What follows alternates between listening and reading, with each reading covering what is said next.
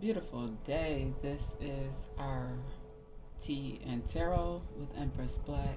Our recording for Thursday, September 22nd, 2022. I trust, hope, and pray that all is well in your world, wherever you are in the world. Today, our meditation comes from the Love Motives Meditation Music channel on YouTube. This is music to unlock your higher power. 8,190 hertz. All right. So today we're featuring a Kundalini Yoga DVD that I purchased a long time ago from Amazon. I got several DVDs from this collection, but today this is the one that I'm being inspired to highlight. It is a journey through the chakras. So this was a DVD collection that I purchased and became familiar with early on my spiritual journey. I learned about Kundalini Yoga from a friend, and I wanted to, learn more about it. Actually, more specifically, less specifically, it was just yoga. But later on my yoga journey, I met someone who introduced me to, the Kundalini yoga style, and I found it to be very useful because I've always been into fitness, and the Kundalini yoga is more movement. It's not just holding a pose. You're actually warming up your ligaments and, gaining flexibility and strength through focusing on the breath. Whether you're in a more calm breath or a more rapid breath, which is also known of the breath of belly of fire, breath of fire. Excuse me if I don't remember all of the terms because I have, like I said, studied different styles of yoga, meditation, etc. All right, so today I'm having elderberry tea from the herbs, and we're gonna go ahead and do a quick energy reading. All right, so today I got some much needed time by the water. Not as much time as I would have liked. One, because it was very hot out today. It was like in the 90s. And the space that I was doing yoga in, like the ground was hot because the sun was beaming directly on it. So yeah, that part. But also I didn't want to be sweating, and I had to get back to work. So you know how people take a lunch break? Today I decided to take my first Empress break. Alright, about 15-minute workout, stretch, get in alignment, connect with the air, the water, the air, the water, the ground, the sun. Oh, happiness. I am aware that being happy means that I am on the right path. Instantly, what comes to mind is Pursuit of Happiness, the movie with Will Smith. Pursuit of Happiness. And look at that. Then we had humor flip over. I choose to focus on the lighter side of life. So we got some green energy popping here. And then we have grief. I understand that losing something is an opportunity to appreciate it. That's grief. All right. So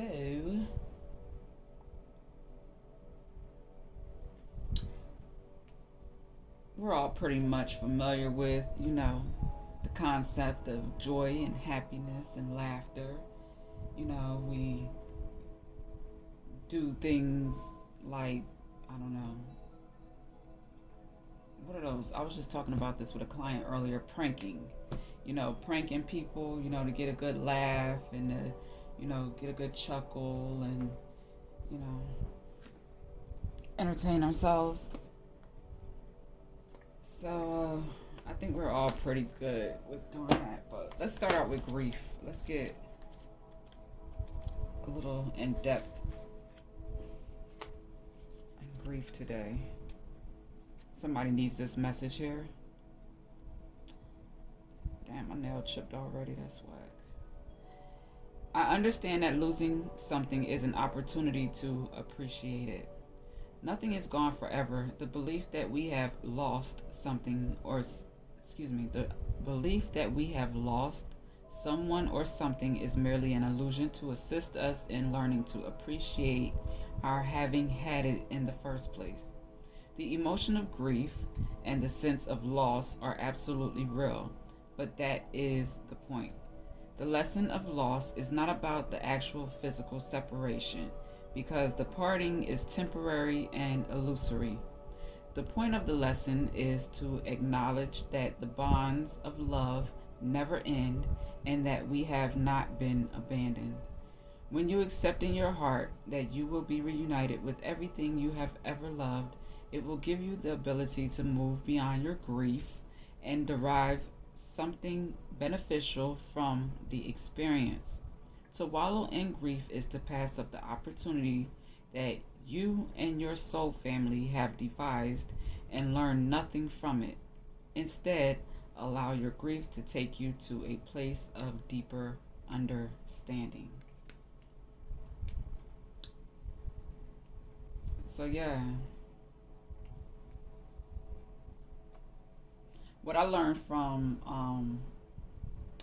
the scale of emotions from Abraham Hicks and Esther Hicks was, there's a thing called a feeling scale, and grief is pretty much at the bottom, and happiness, joy, bliss is at the top. And when someone is in a space of grief and another person is in a space of happiness, they're not going to be able to communicate to one another effectively unless the person that is in grief matches the person that is in the state of happiness, or the person that is in the state of happiness comes down to match the person that is in grief. If one is here and one is here, there's going to be miscommunication. So the person that is happy can be saying, person in grief, I love you. I am here for you. I support you. I am your friend. I am your family. I have your back. But the person who is in grief is hearing, you're judging me. You can't possibly care about me. Like, they're not able to hear you because they are drowning in this emotion. So I understand that losing something is an opportunity to appreciate it. I think, the pandemic, in 2020 with, Corona, COVID, and all of that, it gave many of us an experience of loss. Whether it was losing someone that we loved, losing something that we loved, that we worked hard for to obtain, and we're no longer able to sustain or maintain it during a challenging, crisis. Whether it was, a position, it could be anything, person in school, a student missed out on opportunities to, connect and evolve and grow, amongst their peers. The loss of time and experience is a really big one that gets overlooked and overshadowed by things, but they have their effects too. And I think they are the ones that cause the grief the most. So let me go ahead and read humor. I choose to focus on the lighter side of life.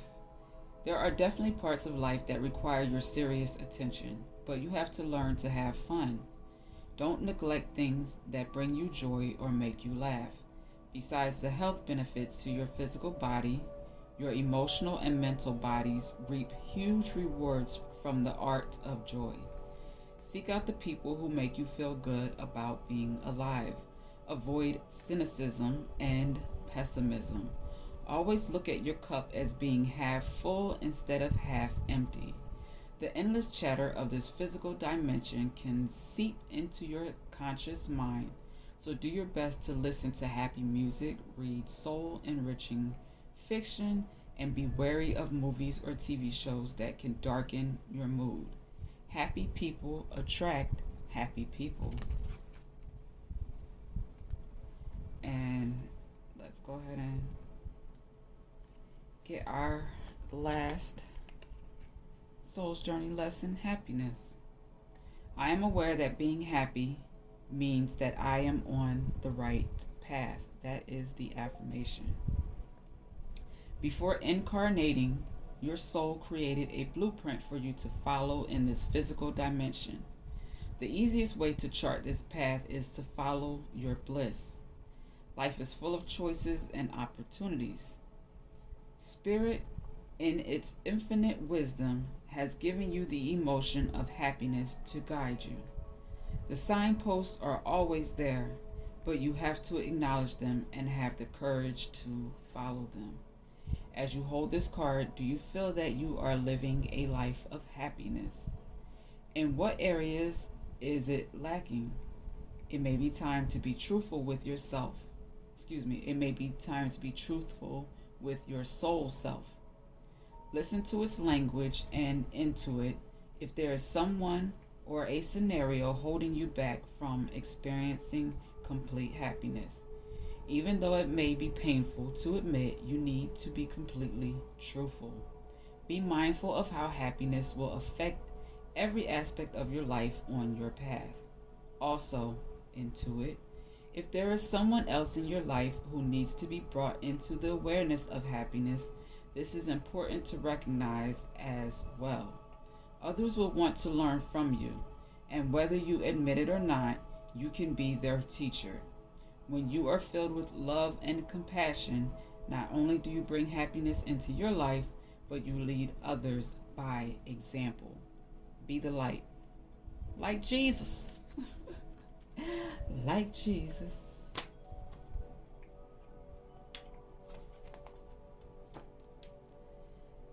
All right, all right, all right.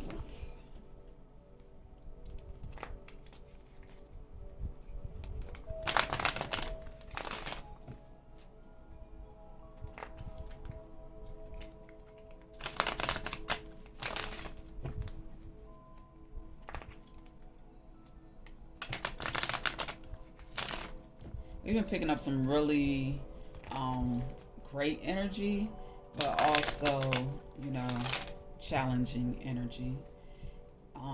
Challenging in the respect of things that need to be, overcome, So, with that being said,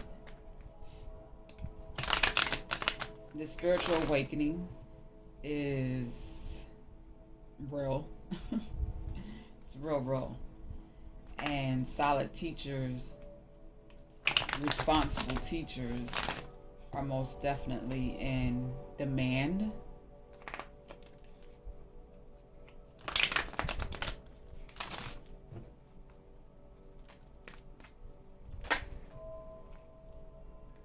All right, so we have the Nine of Pentacles. Like I said, great energy. This is someone who is grounded mentally, emotionally, spiritually, physically, and financially. This is a person that is whole in their singlehood. Um, this is a person who experiences joy on a regular basis. They have had their experience with grief, but they've learned to overcome, you know, low vibrational emotions and the energy associated with them. So, with that, this person here has a sense of humor for sure. They are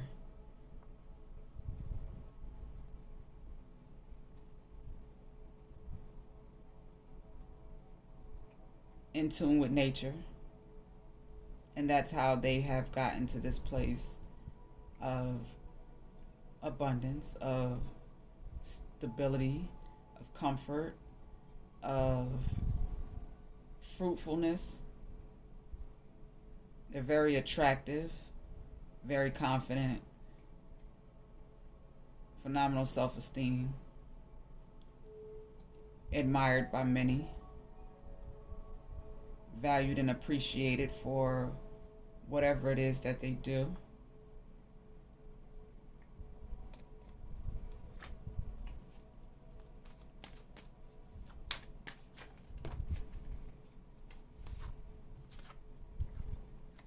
The Four of Swords, a period of resting, a period of solitude, a period of recovery. I'm hearing someone has been working very hard and they balance their hard work with rest. So, this is someone that does not play about their beauty rest.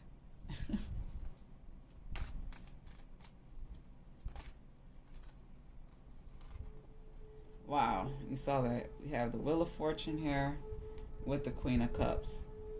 How did that flip like that? I said someone that doesn't play about their beauty rest, someone that is manifesting while they sleep.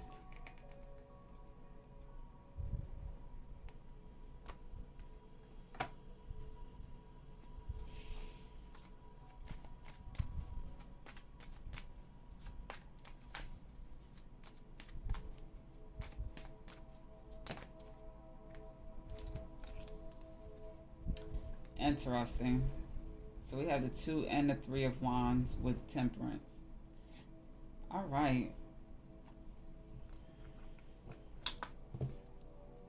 With the Three of Swords, we had a broken heart. Someone had a broken heart. Someone had or has a broken heart. We got the King of Wands. All right. So,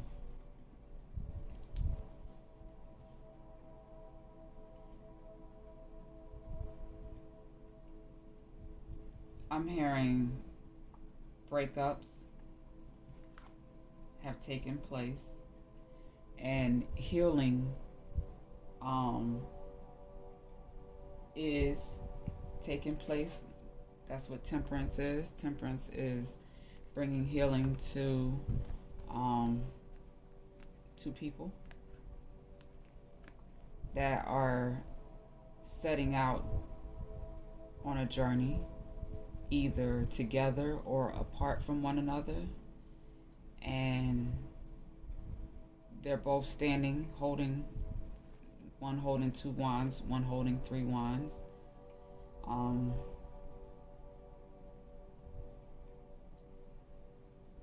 This can be looked at a few different ways.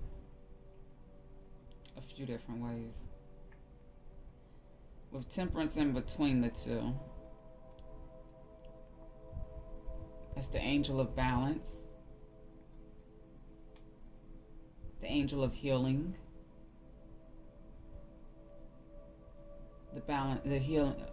the angel of restoration. You can see, the angel here pouring the water into the cups, balance it out with one foot on the earth and one in the water. show that they're grounded but also in touch with their emotions.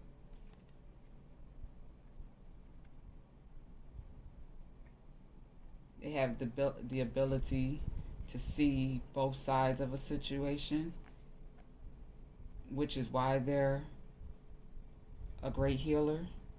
The angel of temperance, that energy. So this angel, this could be an earth angel, um, is preparing. I'm hearing men of honor, men of integrity. Um, this angel is responsible for supporting leaders, is what I'm hearing.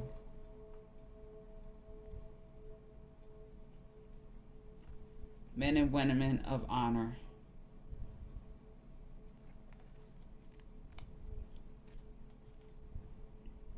So if there was some type of betrayal, hurt, disappointment, reason to feel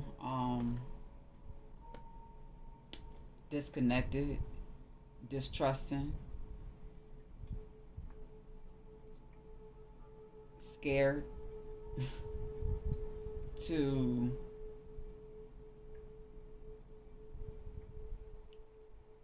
open yourself up emotionally, to let your guard down. We have some good news here. We have the sun. We have healing. We have healing. We have unions. We have partnerships. We have alliances. We have fruitful contracts being signed and delivered.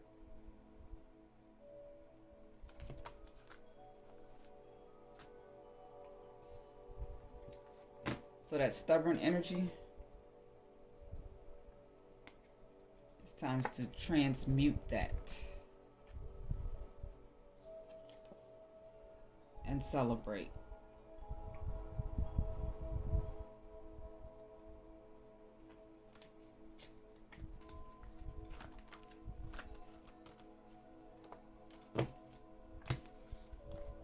Oh, look at that. We had the Emperor on the bottom of the deck. Look at the Emperor was hiding out.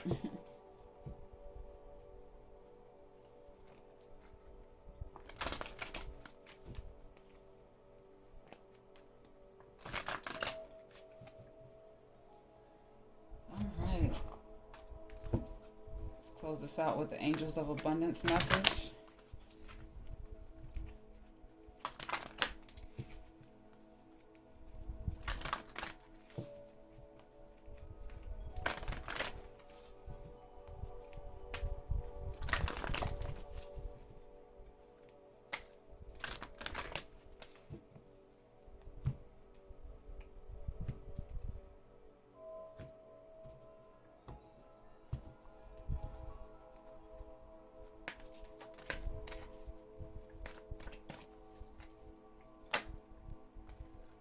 All right, so we got 4 messages here. We have release jealousy. It is safe for you to receive words of abundance and do the work. Release jealousy. Jealousy is an affirmation that you don't have something, and the universe manifests exactly as you affirm. Let other people's successes inspire rather than frustrate you. If they can have it, so can you. Release jealousy. It is safe for you to receive. The more you allow yourself to receive, the more resources you have available to share with others. Open your arms to receive and be a conduit for good coming to you and through you as it blesses the world. Words of abundance. You have the ability to instantly manifest abundance by choosing powerfully positive words. Always describe your own and the world's economic situation in loving and optimistic terms. And that is what you attract for yourself and others. Words of abundance. Do the work. It's not enough to dream or pray. You've also got to take the positive action steps that you are being divinely guided to take. Consistently working on your priorities will make them flourish like a lush flower garden. Do the work. All right, so I got a couple quick recommendations or referrals on Empress Black, the podcast platform. We have some great new uploads. And under Miss Black Vibes, let me tell you, it's been a while since I've like just sat and listened to a guided meditation for an hour or whatever. I usually just like the ones that I have playing right now. But let me tell y'all about this guided meditation real quick. Let me pull it up. Miss Black Vibes. All right.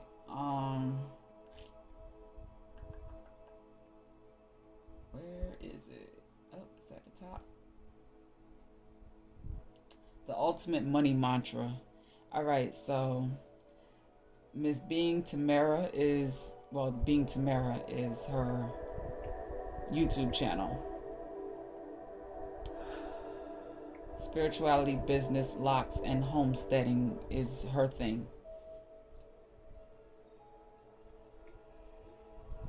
But I found this meditation to be very dope.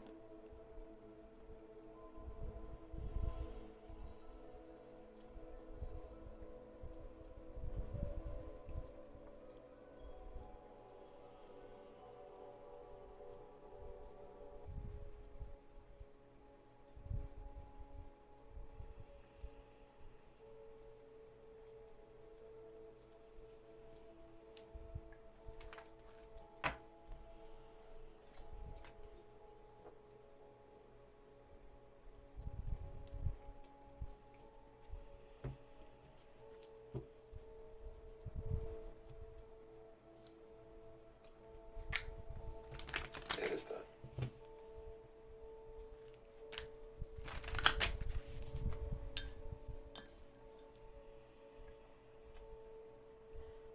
Money, money, come to me now. Find me